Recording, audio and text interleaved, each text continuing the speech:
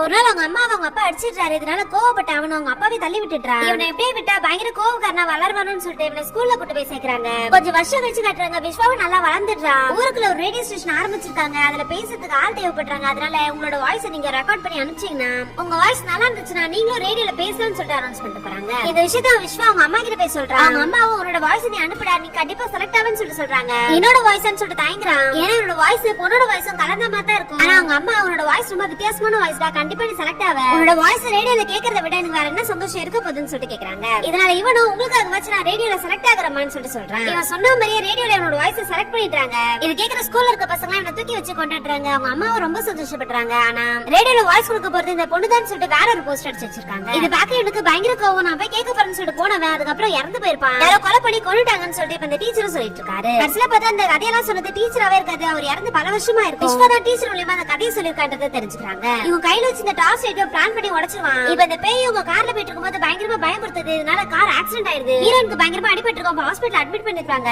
ஹீரோட கையில சாமி காப்பு போட்டிருப்பா. அதனால ஸ்ட்ரைட்டா அட்டாக் பண்ண முடியாததால இப்ப ஹீரோனோட உடம்புக்குள்ள அந்த பேய் போயிடுது. ஹீரோன் பக்கம் அந்த பேய் பத்தி விசாரிக்கும் போது ஒரு பெரிய உண்மையே தெரிய வருது. ஆக்சுவலா என்னோட குரலை அவங்க செலக்ட் பண்ணிருக்கவே மாட்டாங்க. அந்த பொண்ணோட குரலை தான் செலக்ட் பண்ணிருப்பாங்க. இதுல கோவப்பட்ட இவன் ரேடியோ ஸ்டேஷனுக்கு போறான். அந்த பொண்ணு கிட்ட தான் இருப்பா, என் குரலை விட உன் குரல் நல்லா இருக்கா அப்படின்னு சொல்லிட்டு அந்த பொண்ணு பயங்கரமா அசிங்கப்படுத்தி அங்க இருந்து ஓட விட்டுருவான். அந்த ரேடியோ ஸ்டேஷன் ஆரம்பிச்சு 6 பேர்ல ஒருத்தன் தான் இந்த பொண்ணை லவ் பண்ணிட்டு இருந்திருப்பான். இந்த விஷயம் தெரிஞ்சுக்கிட்டு இவங்க கூட சண்டை போட ஆரம்பிக்கிறாங்க. இவனும் பயங்கரமா போட்டு அடிக்கிறான். ஒரு கட்டத்துல மாட்டிக்கிறான். அந்த பொண்ணு தற்கொலை பண்ணி இறந்தே போயிருப்பா. இதனால இவனை 12 நாள் ஒரு சேர்ல உட்கார வச்சு கட்டி மூஞ்சுக்கு நேரம் டார்ச்சர் வச்சிட்டாங்க. அந்த ரூம் ஃபுல்லா ஒரு டாக்ஸிக் கேஸ் ரிலீஸ் பண்ணிட்டாங்க. 12 நாளா இந்த டார்ச்சர் அனுபவிச்சு தான் இறந்து போயிருப்பான். இறந்து போன அடுத்த நாளே அந்த 6 பேரையுமே சாகடிச்சுப்பான். ஆக்சுவலா இல்ல இன்னொரு உண்மை என்னன்னா அவங்க அம்மா இவன் பிறக்கும் போதே இறந்து போயிருப்பாங்க.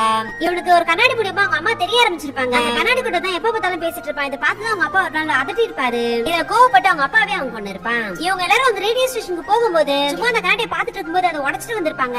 இதெல்லாம் தான் அந்த பேயும் எங்க அம்மாவே கொண்டுட்டாங்கன்ற கோவத்துல எல்லாருமே சாகடிக்கிறதுக்காக பாத்துருக்கோம். இப்ப ஹீரோயின் உடம்புல அந்த பேய் இருக்கிறத பாக்குற நம்ம ஹீரோவும் நம்ம போட்டுருக்க காப்பால தான் அந்த பேய் நம்ம கிட்ட வரலன்றத புரிஞ்சுக்கிறான். அதனால ஹீரோயின் கையில அந்த காப்பா போட்டு விட்டுட்டான். இப்ப அந்த பேய் ஹீரோட உடம்புக்குள்ள போய் தன்னை தானே அது கத்தியால குத்திக்க ஆரம்பிக்குது. கடைசியில ஒரு சாமியோட ஹெல்ப் மூலியமா அந்த பேயோட முக்கியமான திங்ஸ் எல்லாம் போட்டு எரிச்சு கடைசியில அந்த பேயும் அழிச்சிடுறாங்க.